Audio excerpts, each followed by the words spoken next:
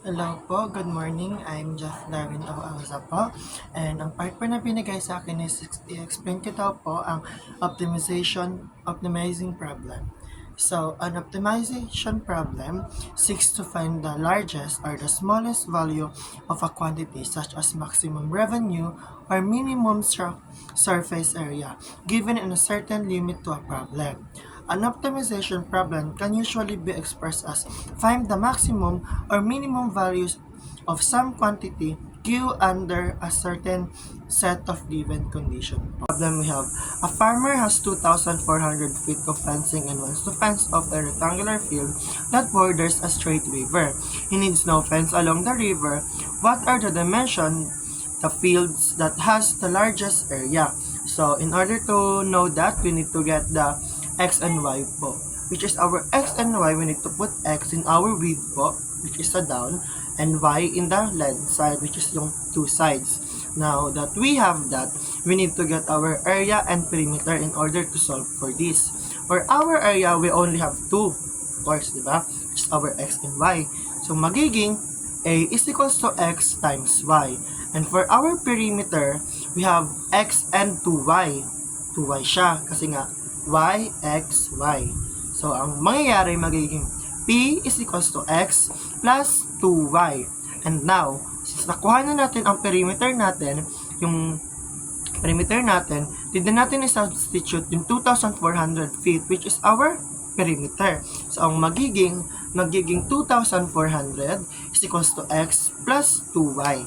Since nakuha na natin yon, we need to transpose the 2y into 2,400. So, magiging 2,400 minus 2y is equals to x. So, now that we have that, ang gagawin natin is gagamitin na natin yung formula sa area, which is kasi mayroon na nga tayong x. So, ang mangyayari, magiging a is equals to 2,400 minus 2y times y.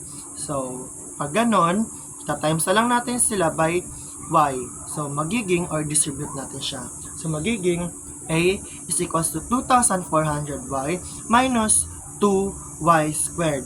Now, meron na tayo nito, gagamitin na po natin yung formula ng derivatives, which is magiging a is equals to 2,400y. Diba? 2,400y yung last natin. Magiging 1 minus 1 siya, which is mawawala na yung ating variable. So, magiging 2,400 na lang siya.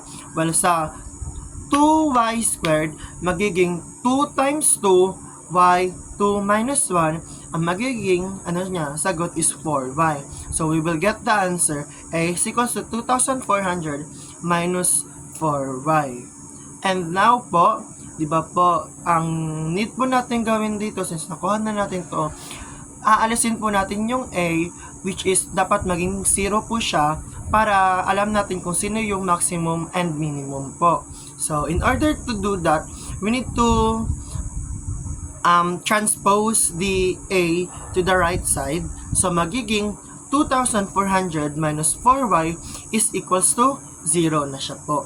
So, now that 0 na siya, solve na lang po natin siya, which is, kailangan natin i-transpose ang ating 2,400 to the right side ulit. Magiging na po siya, negative 4y is equals to negative 2,400. Y naging negative because nga po, magiging negative siya kapag dumaan siya sa equals po, kapag nag-change area siya. Now that ganun na nga po, we have negative 4y is equals to negative 2,400. Di-divide natin siya by 4 para maging si y na lang po yung matira. So, magiging negative 4 divided by negative 4 is equals to negative 2,400 divided by negative 4. Magiging sagot yan po is y is equals to 600. Now, na nakuha na natin yung yung y po natin, did naman po natin makuha ang ating x. So, in order to get that, we need to use the formula, which is yung x equals to 2,400 minus 2y, yung sa perimeter po natin.